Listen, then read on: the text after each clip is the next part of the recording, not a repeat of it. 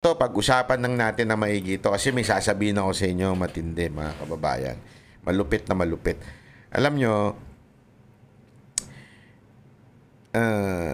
ito mga pangyayari na ito, sa totoo lang ay ano to, win-win ika nga. Ibig sabihin, bakit win-win? Huwag tayo mga dishearten. Kasi baka isipin nyo, ay naku, wala na si Pangulong Duterte. Alam nyo, sabi nga nila, pagsabog, tanga. Ano ba namang klaseng statement yan? Hindi totoo. Alam mo kasi, pag ikaw high, 'di ba? High on this earth, 'di ba? Tanga yung diskarte mo. Pag ikaw ay puno ng greed, tanga yung diskarte mo. Sigurado may mangyayaring hindi maganda. At ito na yung ginawa. Ang akala siguro ng gobyerno ni Romualdez at ni Marcos, matatalo nila ang mga Duterte kung tinanggal na nila sa Pilipinas ang mga Duterte. Nagkamali sila doon. This is a wrong move. You know why? Yung mga taong wala nang pakialam sa politika, nabubuhay na lang because of kailangan nilang mag-survive financially and for their family, wala silang pakialam sa politika. But they are silent supporter of the Duterte. Some of them are neutral. They don't like Duterte, they don't like Marcos. They're just neutral. Wala, ano lang sila, wala. Pero dahil sa ginawa ni Marcos, etong pagtanggal kay Pangulong Duterte, nakita ng buong mundo, hindi lamang po nung mga mahilig sa politika, nakita ng buong mundo, buong mga Pilipino sa iba't ibang bansa, nakita nila kung papaano kaabusado ang ating gobyerno. Kung papaano nila tinarget etong si Pangulong Duterte. This is obvious. Sobrang obvious na. Nung una, nakakalarga pa nga sila eh. Imagine niyo to ha. Meron pa ako mga nakakausap na totoo ba yun? Ginastos ni BP Sara Duterte yung ganitong confidential funds? Totoo ba yun na ma-impeach daw si Sara Duterte kasi naging corrupt daw siya? May mga ganun pa tayo nakakausap. Hindi nila alam na lahat para matanggal si BP Sara Duterte bilang Vice President. Pero the same people who ask those questions is now they know na kaya nawala si Duterte sa Pilipinas, kaya binitbit sa ibang bansa. Alam nila na kasi yung presidente against kay Duterte. Kaya ngayon, yung mga nagsasabing, yung confidential funds ni BP Sara Duterte, hindi, alam na nila, kaya pala tinatanggal din si BP Sara Duterte bilang Vice President kasi against yung presidente. Lalo nilang na-conclude na kaya pala nilalabanan at binabagsak ang mga Duterte dahil sa presidente galit. You understand what I mean? Now, that is naging eye-opener sa bawat Pilipinong walang pakialam sa politika. Magtanong ka kahit saan. I'm telling you now, you ask questions. Ako ginawa ko to eh. Talagang, kasi gusto ko malaman, anong impact nito sa mga ordinaryong Pilipino? Anong impact nito na sila ay nakita nila yung pag-aabuso ng kapulisan natin sa pagdakip kay Pangulong Duterte? Alam mo, grabe ang response nila. Duterte talaga. Lalaban sila. Magsasalita na sila. Hindi na tama to, mali to. Yan yung mga walang pakialam ha. Sa politika. Nabubuhay lang to survive. Pag may rally, sasama kami. Yun ang mga naririnig kong reaction eh. Sabihin nyo sinungaling ako. Kayo mismo magtanong. Huwag kayo magtatanong sa mga Duterte supporter ha. Ang tanungin nyo yung mga walang pakialam sa politika. Tanungin nyo sila. Sabi ko sa inyo siguro sa 10 tatanungin nyo, 8 dyan na magsasabing nakakaawa si Pangulong Duterte. Bakit naman nila ginanon? Sigurado yan. Baka nga 9%, 90% pa eh. Ganun mo talaga ang reaksyon. Talagang kawawa. Talagang, alam mo yun, Talagang, alam mo yung iba, talagang every time na papanood nila, naiiyak sila eh. Lalo na yung kay Kitty. Diba? Ngayon, sinisiraan nila si Kitty na sabog daw. Hindi totoo. Sinisiraan nila si Kitty na nagda-drugs daw. Dahil sa anong sabi ko nga, tinanong ako kasi ng mga kakilala ko eh. Sabi, totoo ba yun, sir? Ganyan. Sabi ko, anong mga ebidensya nila? Yung picture, anak ng tutsang kalabaw.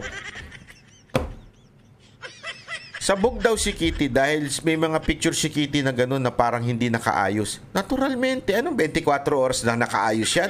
24 oras na maganda mukha niyan, hindi ngarag? Pwede ba yun?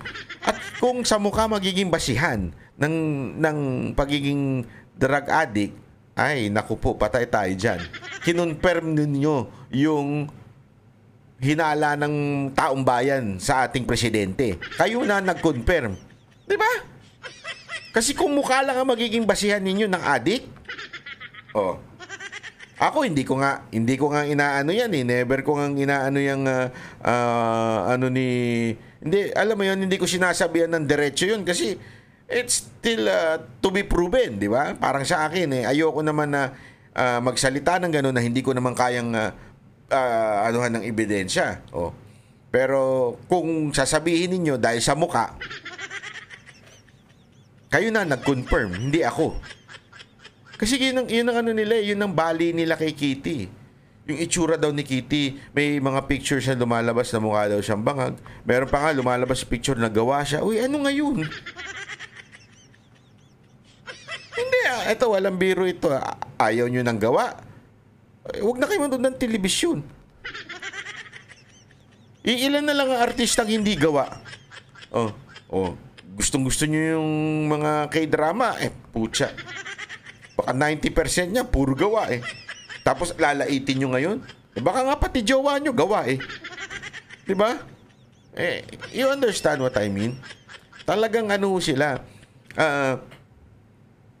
sobrang destroyed to mga Duterte. Masyado nilang idiniin na yung puso ng tao nakuha tuloy ng mga Duterte. Lalo ngayon, sa ginawa nila. Pangalawa, dahil sa ginawa nyong yan, kung dati ang nakikinig lang Pilipino, ngayon, pag nagsalita si Pangulong Duterte, patay kayo. Buong mundo ang makikinig.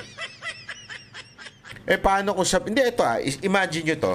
Siyempre, tandaan niyo ang Pangulong Duterte, tahimik yan. Pero pag bumuka bibig niyan, naku, delicates kayo dyan. Paano kung sabihin niya biglang, the reason why I've been persecuted by my government, especially the president, because he is a drug user. Lagi niya sinasabi yan, di ba? Paano kung sabihin niya ngayon yan dyan sa ICC? And all the camera ay nakatapat sa kanya. International. Iba yun. Iba yung nagsalita siya sa Pilipinas at sinasabihan niya si Marcos na bangag sa public, sa Filipino community o Filipino kapwa Pilipino. Pag ang nagsabi niyan si Pangulong Duterte sa ICC, mantakin yung epekto nun. Mantakin yung kahihiyan na maidudulot sa Pangulo ninyong si Marcos. Imagine niyo yun. Gusto niyo eradicate yung tao? Tapos, ganyan, idinala niyo dyan. Binigyan niyo siya ng audience, international audience. Kahihiyan.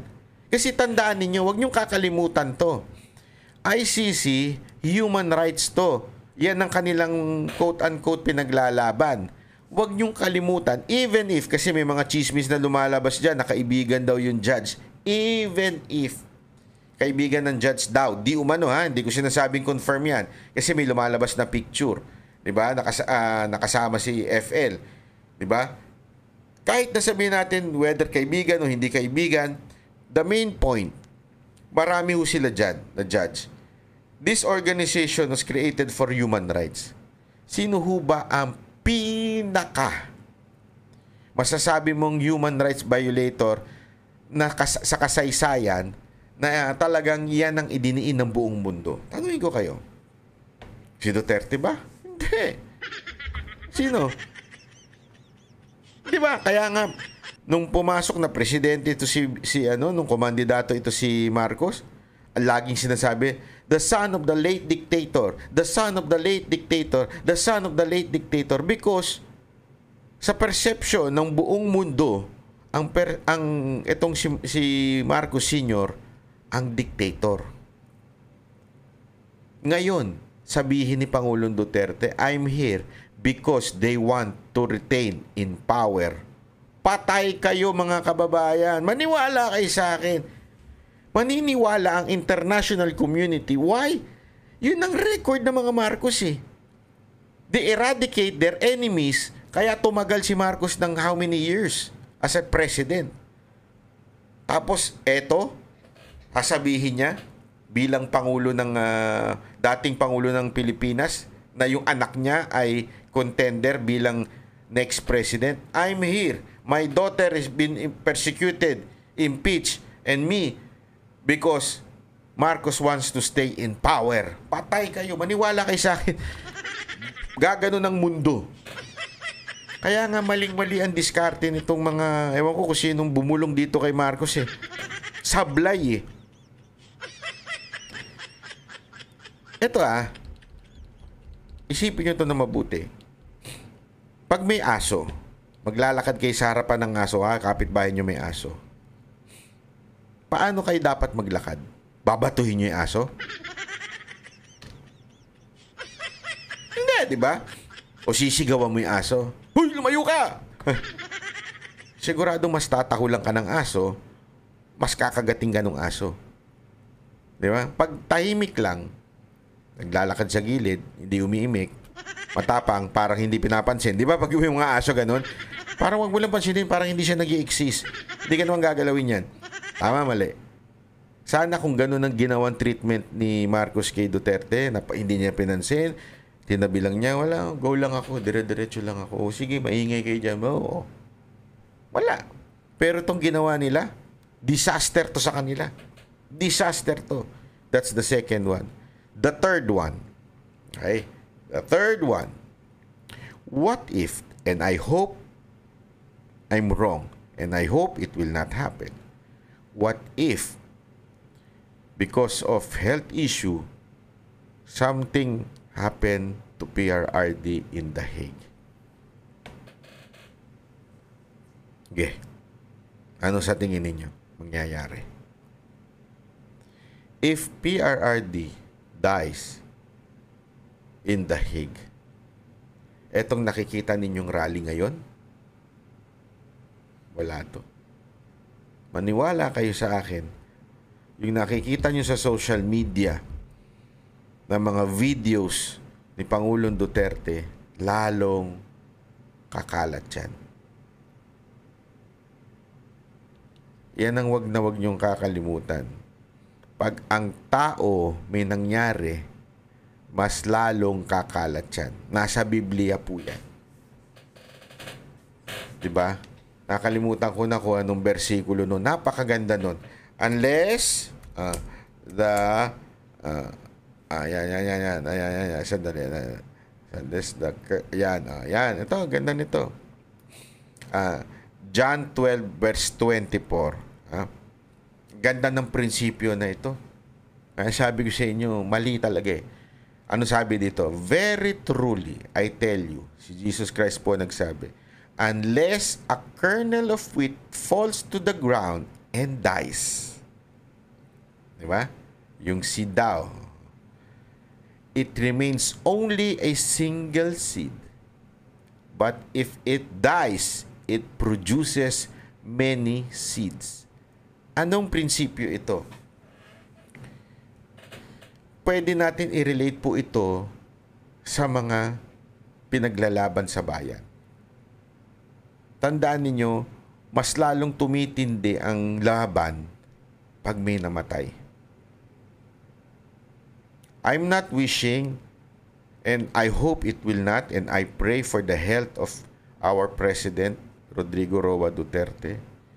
But I tell you, if something happened to PRRD, you created your worst nightmare.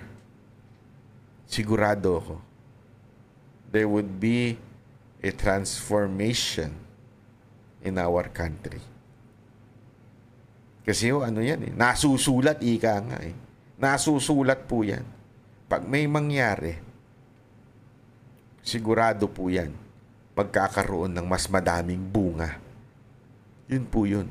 If, di ba? Kaya nga, unless a kernel of wheat falls to the ground and dies, it remains only a single seed.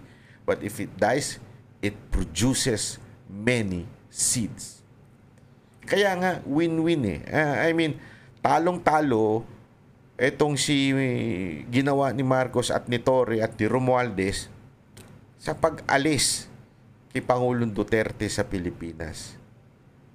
Mali. Akala nila siguro mananalo ang kandidato nila pag tinanggal nila si PRRD. Eh ngayon nga, mas tumitindi yung straight PDP. Mas tumitindi ngayon. Di ba? Kasi nga ho, inapi nyo eh. Ginago ninyo eh. Binastos ninyo. Kaya alam mo, ako magpapasalamat ako sa iyo, Torre, palakpakan ka. Dahil sa kabastusan mo, namulat ang mata ng bawat Pilipino. Kaya lang, nakakalungkot, dinamay mo yung ibang mga pulis. Na hindi tuloy sila makaimik ngayon. Ang treatment tuloy ng mga Pilipino sa mga pulis, abusado. Hindi tuloy sila makareact ngayon. Bakit? Eh pag nag-post sila, pinapatawag ninyo eh. Tapos, tatakutin nyo pa. Pakukulong ko kayo, pakukulong ko kayo. Diba? Pakukulong ko kayo. Oh, pag ganun-ganun pa, ay nako, hindi ano yan. Akala ninyo, the more na sinasakal ninyo ang ibon, ika nga, mas lalong papalagyan. Huwag nyong takutin, tinatakot ninyo eh. Akala ninyo na matatakot nila eh, di ba? Tinubukan nilang takutin ng vloggers, ano nangyari? Nga kayo. Dinimanda pa kayo sa Supreme Court. Oh. Akala nyo ba madali yon? Yung madimanda ka sa Supreme Court? Ako pa, maniwala kayo sa akin, hindi biro yan. Kasi we're talking about freedom of the press dito. Ha? And, alam mo yun, bilang Pilipino, karapatan ng bawat isa yan. Tapos yan ang sasakalin mo. Naku, delegates ka dyan. Oh. So, kaya nga mga kababayan, ito sinasabi natin, sablay ho ang gobyernong ito. Ang bili ni Pangulong Duterte, umuwi si VP Sara Duterte dahil ang sabi niya, may hangganan ang lahat. Correct. Alam mo, palakpakan natin si Pangulong Duterte. Isa pa, bago tayo magtapos, ito lang masasabi ko mga kababayan. Alam nyo, nakita ko yung puso ni Pangulong Duterte. Nadama ko eh. Nadama ko po yung puso niya. Sinasabi niya. Lahat naman po kasi tayo mamamatay. Sino sa inyo ang hindi mamamatay? Taas nyo nga yung kamay nyo. Sulat nyo sa baba. Ako, hindi ako mamamatay. Habang buhay ako ang magpaparitoke ng muka, ng katawan. Wala. Lahat po tayo mamamatay. Ang tanong, paano mo gustong mamatay? Gusto mo bang mamatay ng baldado ka na?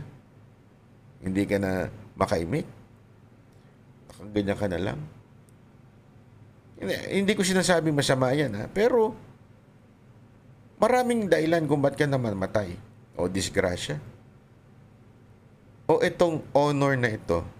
To honor and serve the country. Imagine niyo if something happened to PRRD, he will be a great hero to be told in history, di ba? Sa buong kasaysayan, malalaman ng bawat henerasyon na may isang Rodrigo Roa Duterte na ibinigay niya ang buhay niya sa Pilipinas para mawala ang krimen, mayari at magbayad ng mga oligark, mawala ang korupsyon, at dahil doon, pinag-initan siya, nino, sige, nung malinis na presidente. Hindi, we are talking about the image here, ha? The perception. Perception na pinag-uusapan natin. Imagine a Duterte who has a clean record. Duterte who has tough 'Di ba? O yung iron hand, ika nga, kamay na bakal. Yan ang imahe ni Duterte. Tapos ano, kinawawa siya ng isang Marcos. Ano ang imahe ni Marcos sa buong mundo? Sige nga ho. Sige nga. Sino sa tingin nyo pag namatay magiging bayani sa kasaysayan ng mundo? Si Marcos o si Duterte? Tanungin ko kayo. Anong maririnig ng mga susunod na henerasyon? Di ba ho? Kaya nga ako, feeling ko talaga, handa na si Pangulong Duterte. Feeling ko talaga. Kasi siyempre, alam mo pag... sabi kasi, may napanood nga akong pelikula eh. May napanood akong pelikula na...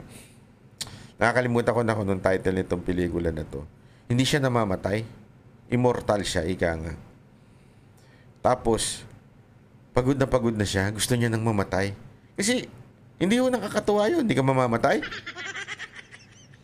Well, ano yun? Dire-diretso buhay mo. Lahat pinagdaanan mo non-stop. Kasi totoo naman, masarap mabuhay. Wala namang problema sa mabuhay. Pero yung tuloy-tuloy ka na mabubuhay na kahit pahinanan ng pahina yung katawan mo, buhay ka pa rin. Meron na sa loob-loob mo na, ano mo yun? I want to rest. Pero, this is an opportunity to rest in honor. Imagine nyo. If, alam mo yun? I'm not wishing. I'm praying for the health of PRRD. What I'm saying here is, mga kababayan, mantakin mo yun. If something happen, mantakin mo yung magiging impact nun sa buong mundo. Inalay ang buhay sa Pilipinas. Inusig, mali ang pagkakuha, pagkaalis sa Pilipinas, kinidnap. Imagine niyo to yung nag-i-interview na yan, this is an international news. Heard around the world. Ang problema, kung kaya ninyong bayaran yung media natin sa Pilipinas, alam naman natin, bayaran ng mga media sa Pilipinas, hindi nyo kayang bayaran ng buong media ng buong mundo. So, umiikot sa buong mundo na si Rodrigo Roa Duterte was kidnapped by our own government for political reason. Then, something will happen. Wala. Ending kayo. Yun naman niwala kay sa akin, ending ang... Pero let's not wait for it, mga kababayan. Huwag na nating antayin na may mangyari pa kay Pangulong Duterte.